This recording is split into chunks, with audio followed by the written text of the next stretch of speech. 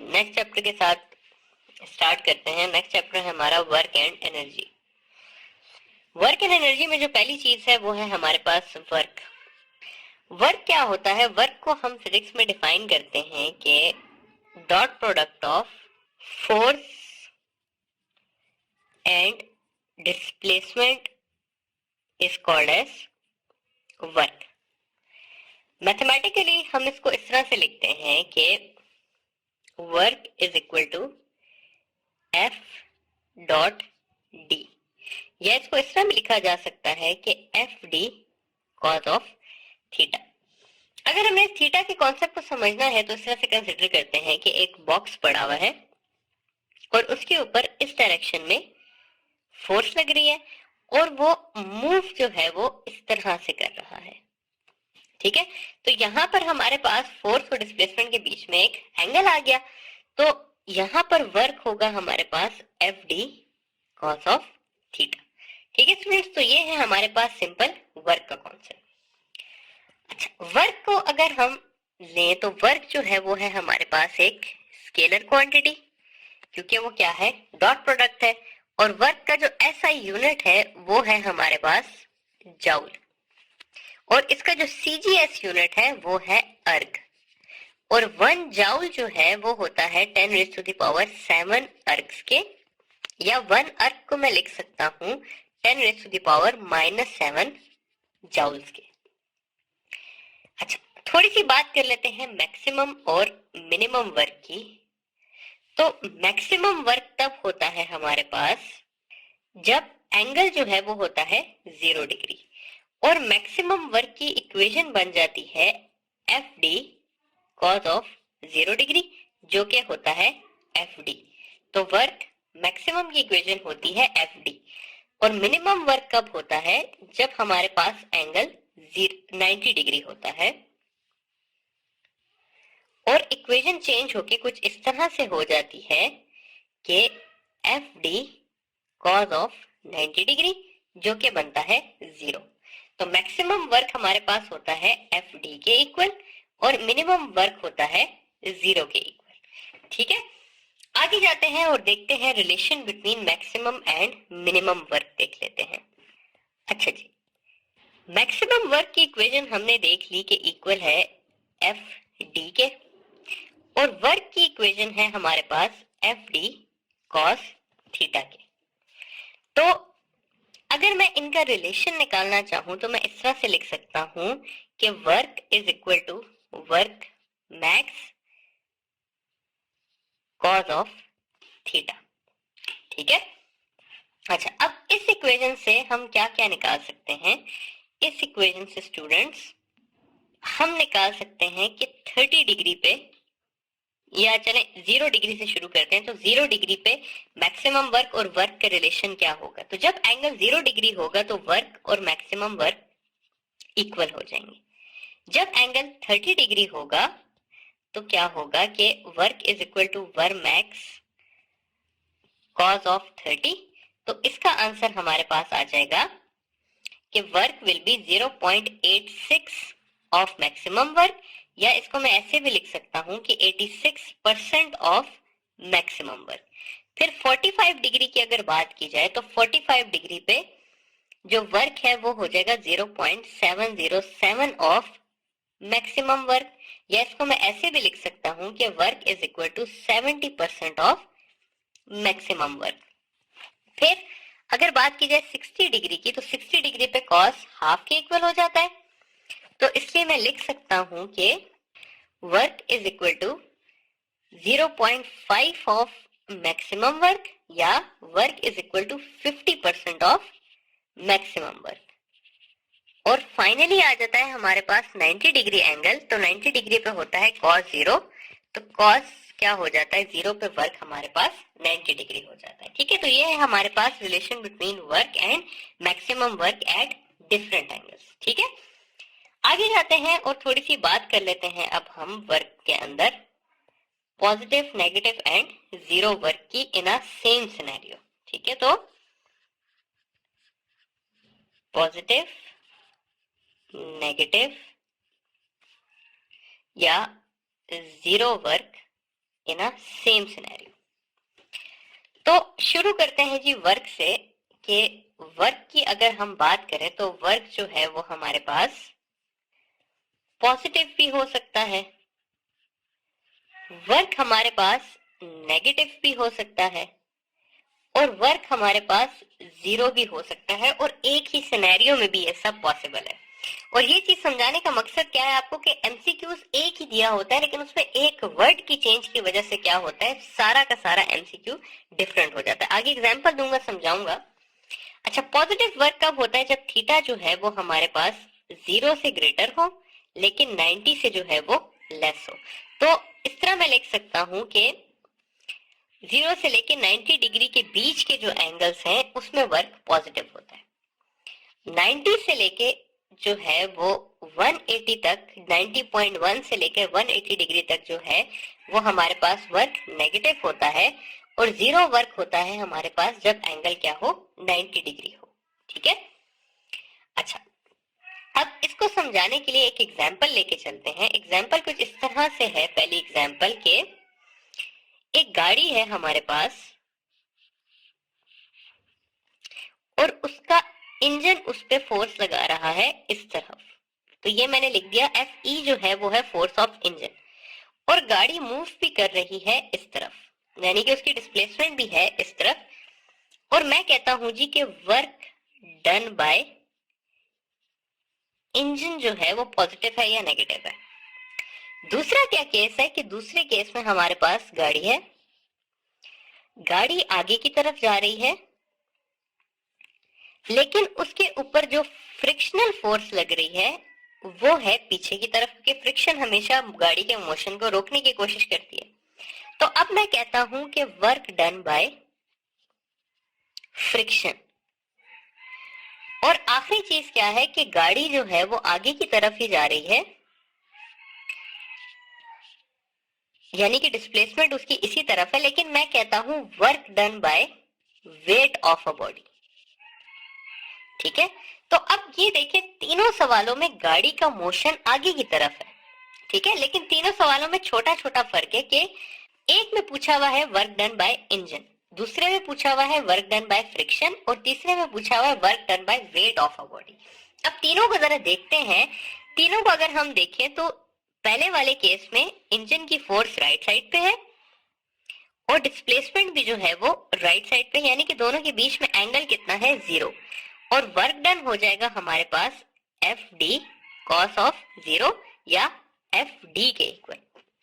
अगर दूसरे केस में बात की जाए तो दूसरे केस में जो फ्रिक्शन की फोर्स है वो है लेफ्ट साइड पे, और जो डिस्प्लेसमेंट है वो है राइट साइड पे, यानी कि दोनों के बीच का जो एंगल है वो है 180 डिग्री। तो अगर मैं वर्क की बात करूं तो वो हो जाएगा F D cos of 180। Cos of 180 होता है हमारे पास -1, और ये हो जाएगा माइनस एफ डी। फाइनली अगर थर्ड की बात की जाए तो वेट ऑफ अ बॉडी है डाउनवर्ड, जबकि बॉडी मूव कर रही है राइट साइड पे। तो इस केस में अगर मैं देखूं तो एंगल कितना है, 90 डिग्री, और ये हो जाएगा work is equal to F d cos of 90। Cos of 90 होता है हमारे पास 0, और इस केस में वर्क हो जाएगा 0। तो यहाँ पर आप देखें स्टूडेंट्स के एक ही सवाल में 3 डिफरेंट आंसर आते हैं बेस्ड ऑन कि आपसे पूछा हुआ क्या है। ठीक है। एक और एग्जांपल लेके चलते हैं। बकेट की एग्जांपल है, काफी बार हमने ये सुनी भी है। तो बकेट की एग्जांपल को देखते हैं कि कैसे होगी। अब इस तरह से है स्टूडेंट्स के, मैं कहता हूं कि एक बंदा है और वो एक बकेट को ऊपर की तरफ उठाता है। ठीक है। इस केस में भी एक बंदा है और वो उस बकेट को ऊपर की तरफ ही उठाता है। यहां पर मैं आपसे पूछ लेता हूं कि वर्क डन बाय मैन। यहां पर मैं आपसे पूछ लेता हूं work done by weight of a body. और थर्ड केस में क्या है कि मैं कहता हूं कि ये बंदा जो है, ये बंदा इसको आगे की तरफ लेके जा रहा है, और यहां पे मैं आपसे पूछ लेता हूं वर्क डन बाय वेट या मैन, दोनों पूछ लेता हूं। अब अगर आप फर्स्ट केस में देखें तो इसमें जो डिस्प्लेसमेंट है वो है ऊपर की तरफ, और जो बंदा फोर्स अप्लाई कर रहा है वो भी है ऊपर की तरफ, यानी कि दोनों के बीच में एंगल कितना है 0 डिग्री, और वर्क होगा मेरे पास प्लस एफ डी। अगर मैं इसकी बात करूं तो वेट ऑफ अ बॉडी जो है वो डाउनवर्ड है, जबकि हम इसे मूव किधर कर रहे हैं अपवर्ड, तो दोनों के बीच में एंगल कितना होगा 180 डिग्री होगा, और वर्क हो जाएगा मेरे पास माइनस एफ डी। जबकि अगर थर्ड केस में देखूं तो चाहे मैं फोर्स ले लूं या चाहे मैं वर्क ले लूं, डिस्प्लेसमेंट इन दोनों के क्या है परपेंडिकुलर है, यानी कि थीटा जो है वो 90 डिग्री है, और जब थीटा 90 होगा तो वर्क डन होगा हमारे पास 0। ठीक है, फाइनली 0 वर्क की एक और एग्जांपल आप लोगों को मैं यहाँ पे करा दूं तो 0 वर्क की एक और एग्जांपल है ड्यूरिंग सर्कुलर मोशन। मैं कहता हूं कि एक बॉडी जो है वो सर्कल में चल रही है, इट डजंट मैटर कि हाफ सर्कल है क्वार्टर सर्कल है, अगर एक बॉडी का कर्व पाथ है और आपसे सवाल किया जाता है कि work done bye centripetal force, तो वो ऑलवेज जो है वो 0 होगा। उसका रीजन क्या है कि बॉडी की जो सेंट्रीपिटल फोर्स है वो होगी टुवर्ड सेंटर, और उसकी इंस्टेंटेनियस डिस्प्लेसमेंट होगी 90 डिग्री पे, तो एंगल जो है इसमें हमेशा 90 डिग्री बनेगा, और वर्क डन क्या होगा 0 होगा। तो work done in a circular path is always 0। Reason क्या है कि सेंट्रीपिटल फोर्स और डिस्प्लेसमेंट के बीच में एंगल क्या होता है 90 डिग्री होता है। तो आई होप कि ये वर्क का जो बेसिक कॉन्सेप्ट है ये आप लोगों को समझ आ गया। अच्छा जी, तो अब हम आ जाते हैं थोड़ी सी वर्क की प्रॉब्लम्स पे, जो कि अभी हमने पढ़ा है उनसे थोड़ी सेपरेट है। तो सबसे पहली आ जाती है वेक्टोरियल प्रॉब्लम्स आ जाती हैं। वेक्टोरियल प्रॉब्लम्स इस तरह से होंगी, एक सवाल के साथ जाते हैं ताकि उसको समझ सकें और सॉल्व कर सकें। सवाल कुछ इस तरह से होगा कि a force of 2i + 3j - 2k Newton acts on a body to move it from 3i + 2j meter to 5i + 5j - 6k metre.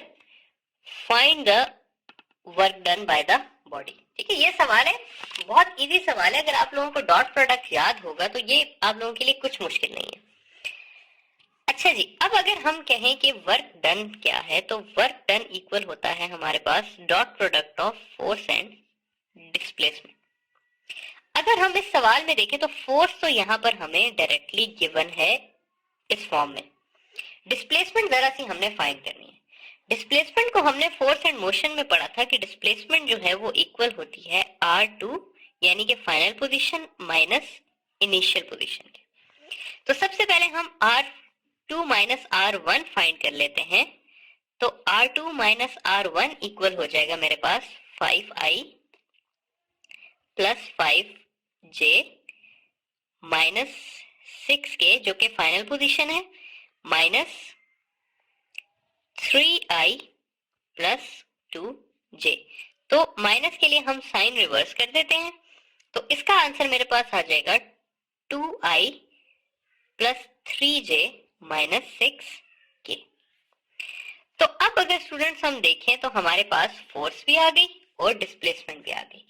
Force क्या है हमारे पास, फोर्स हमें दी हुई है 2i + 3j - 2k।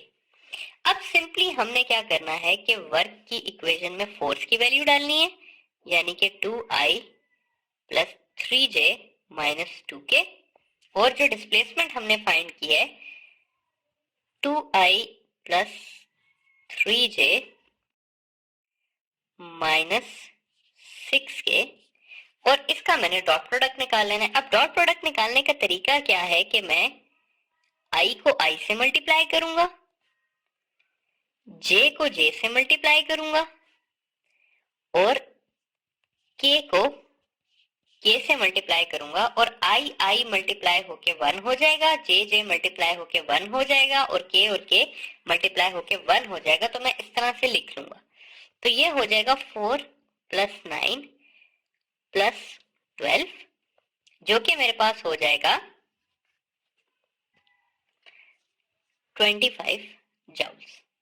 ठीक है, तो कोई भी वेक्टर का सवाल आया आप लोगों को, ये एक वो सवाल है जिसमें मैंने आपको डबल डिस्प्लेसमेंट दिया। अब यूजुअली आपको इंट्री टेस्ट में डबल डिस्प्लेसमेंट वाला सवाल नहीं आएगा, सिंगल आएगा कि एक फोर्स की वैल्यू दी होगी, एक डिस्प्लेसमेंट की, और आपसे पूछा होगा कि वर्क डन फाइंड कर लें। तो वर्क डन सिंपली आप डॉट प्रोडक्ट के थ्रू फाइंड कर सकते हैं। ठीक है, नेक्स्ट चीज जो है वो है हमारे पास इंटीग्रेशन के सवाल आ जाते हैं। ठीक है, अब मैथ्स के जो स्टूडेंट हैं, जो इंजीनियरिंग के हैं, उनके लिए वो सवाल बिल्कुल मुश्किल नहीं होते, लेकिन जो हमारे पास मेडिकल के स्टूडेंट्स होते हैं उनके लिए वो सवाल काफी मुश्किल होते हैं। और लास्ट टाइम तकरीबन हर अल्टरनेट पेपर में ऐसे सवाल आ रहे थे।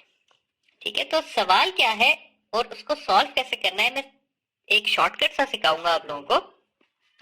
सवाल इस तरह का आया हुआ था लास्ट टाइम के a force of 7 - 2x + 3x² Newton acts on a body to move it from position x = 0 to x = 5। ये सवाल आया हुआ था। ठीक है, अच्छा, अब इस सवाल में आप लोगों ने करना क्या है। इस सवाल में स्टूडेंट्स, मैं आप लोगों को इंटीग्रेशन नहीं सिखा रहा, इसलिए अगर कोई स्टूडेंट बाद में मुझे कहे कि सर आपने इंटीग्रेशन गलत तरीके से की है, हमारा काम तरीका नहीं है, हमें यहाँ पर स्टेप्स के मार्क्स नहीं मिलते, हमें यहाँ पर आंसर निकालने के मार्क्स मिलते हैं। ठीक है, तो हमने बेसिकली आंसर निकालना है। आंसर कैसे निकालना है वो देखें आप लोग। आंसर इस तरह से निकालना है कि आप लोगों ने लिखना है वर्क = फोर्स × डिस्प्लेसमेंट। डिस्प्लेसमेंट में यहां पर आप लोगों को x का वैल्यू दिया हुआ है, तो आप लोगों ने लिख देना है फोर्स × x। ठीक है, अब फोर्स क्या है, फोर्स है आप लोगों के पास 7 - 2x + 3x² इंटू आपने लिख देना है x। अब ये x जब बाकी के साथ मल्टीप्लाई होगा तो ये बन जाएगा 7x - 2x² + 3x³ ठीक है, फिर नेक्स्ट स्टेप में आपने क्या करना है कि आपने यहां पर x की पावर्स को देखना है। ठीक है, ये आपने देखना है x की पावर्स को। तो यहां पर अगर मैं देखूं तो x की पावर 1 है, तो आपने इस फिगर को डिवाइड कर देना है 1 से। यहां पर x की पावर 2 है, तो आपने यहां पर इसको डिवाइड कर देना है 2 से। और यहां पर x की पावर 3 है, तो आपने इसको डिवाइड कर देना है 3 से। फाइनल स्टेप आपने देखना है कि आपको x की वैल्यू क्या दी हुई है। तो x की वैल्यू आपको दी हुई है 5 - 0 यानी कि 5। ठीक है, तो अब आपने क्या करना है कि सिंपली x की वैल्यू पुट करनी है। तो ये हो जाएगा मेरे पास 7 × 5 divided by 1 minus 2 × 5² divided by 2 plus 3 × 5³ divided by 3। जब आप इसको सॉल्व करेंगे तो आपके पास आंसर आ जाएगा 135 जूल्स। ठीक है, तो इस तरह से सवाल सॉल्व करते हैं। अगेन एक और सवाल करते हैं ताकि आप लोगों को मजीद अच्छे तरीके से समझ आ जाए। एक और सवाल दिया हुआ था, ये मैं आपको पास्ट पेपर्स के सवाल करा रहा हूं कि a force of 0.5x plus 10 Newton acts on a body to move it from x = 0 to x = 2। ठीक है, अगेन वैसा ही सवाल है, तो आपने उसी तरह सारे स्टेप्स फॉलो करने हैं। फर्स्ट स्टेप में क्या है कि आपने लिखना है f × d। यहां पर देखना है कि d किसके इक्वल है, तो x के, तो आपने इसको चेंज कर देना है f × x से। आगे आपने f की इक्वेशन डालनी है जो कि है 0.5x + 10 × x। ये जब मल्टीप्लाई होगा तो ये चेंज हो जाएगा 0.5x² प्लस 10x से। नेक्स्ट चीज जो देखनी है वो आपने देखनी है x की पावर, तो यहाँ पर है पावर 2 और यहाँ पर है पावर 1, तो 0.5x को डिवाइड कर देंगे 2 से और 10 को डिवाइड कर देंगे 1 से, और फाइनली जो है वो हम x की वैल्यू डाल देंगे जो कि इस केस में है x is equal to 2 minus 1 यानी के 2 माइनस 0 यानी के 2। ठीक है, तो यहां पर जब मैं वैल्यू डालूंगा तो ये बन जाएगा 0.5 into 2 square divided by 2 plus 10 into 2, तो ये हो जाएगा 2 डिवाइडेड बाई 2 प्लस 20 जो कि हो जाएगा 21 जूल्स। ठीक है, तो ये है जी दूसरे टाइप के सवाल कि कैसे सवाल आ सकते हैं। फाइनली देख लेते हैं जरा सा हम ग्राफिकल रिप्रेजेंटेशन ऑफ वर्क को, कि ग्राफिकली जो है वो वर्क कैसे रिप्रेजेंट होता है। तो ग्राफिकली जो है वर्क वो रिप्रेजेंट होता है हमारे पास area under F D curve. ठीक है, क्या होता है, area under F D curve. हमने पढ़ा था कि एरिया अंडर ग्राफ इक्वल होता है x इंटू वाई के, तो ये हो जाएगा इंटू एफ जो कि होता है वर्क के इक्वल। ठीक है, इसको फर्दर जो है स्टूडेंट्स हम 3 क्लासेस में डिवाइड कर सकते हैं, 3-4 सिनेरियोस में, बेसिकली क्लासेस तो इसको मैं नहीं कह सकता। पहला जो है वो इस तरह से आया होगा आप लोगों के पास ग्राफ, जो कि मोस्ट कॉमनली आता भी है। पहला ग्राफ हो सकता है आप लोगों के पास इस तरह से हो, दूसरा इस तरह से हो और तीसरा जो है वो इस तरह से हो। अच्छा, अगर आप स्टूडेंट्स अब इस फर्स्ट ग्राफ के ऊपर गौर करें तो फर्स्ट ग्राफ जो है उसमें फोर्स जो है वो चेंज नहीं हो रही। देखिए, फोर्स जो वाई एक्सिस में है वो चेंज नहीं हो रहा, तो इसको हम कहते हैं वर्क डन बाय अ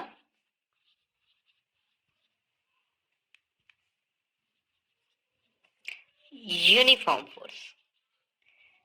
तो ये ग्राफ है यूनिफॉर्म फोर्स का, और ऐसे ग्राफ में हम वर्क इजीली फाइंड कर सकते हैं, और वो इक्वल होता है F इंटू डी के, यानी कि जितना F दिया हुआ है उसको हम जितने D से मल्टीप्लाई करेंगे तो हमारे पास आंसर आ जाएगा। अच्छा, अब आप दूसरे कर्व में देखें अगर स्टूडेंट्स, ये जो स्ट्रेट लाइन का कर्व है तो इसमें फोर्स इंक्रीज कर रही है लेकिन फोर्स यूनिफॉर्मली इंक्रीज कर रही है, तो इसको हम लिख सकते हैं कि वर्क डन बाय अ यूनिफॉर्मली इंक्रीजिंग फोर्स। ठीक है, और इसमें जो एरिया अंडर कर्व है वो होगा हाफ एफ इंटू डी के, क्योंकि ये एक ट्राइंगल है और ट्राइंगल का एरिया होता है half x into y. Finally अगर हम बात कर लें इस ग्राफ की, तो इस ग्राफ की कोई प्रॉपर शेप नहीं है, तो यानी कि फोर्स इंक्रीज कर रही है लेकिन डिफरेंट स्टाइल से, तो इसको हम लिखते हैं कि वर्क डन बाय अ वेरिएबली इंक्रीजिंग फोर्स। और ऐसे ग्राफ का वर्क डन फाइंड करने के लिए हमें क्या करना पड़ता है कि हम इसको छोटे छोटे पैचेस में डिवाइड करते हैं इस तरह करके, और फिर हम हर पैच का अलग वर्क फाइंड करते हैं और हम एंड में उसकी समेशन ले लेते हैं कि i runs from 1 to n F and D N cos of theta.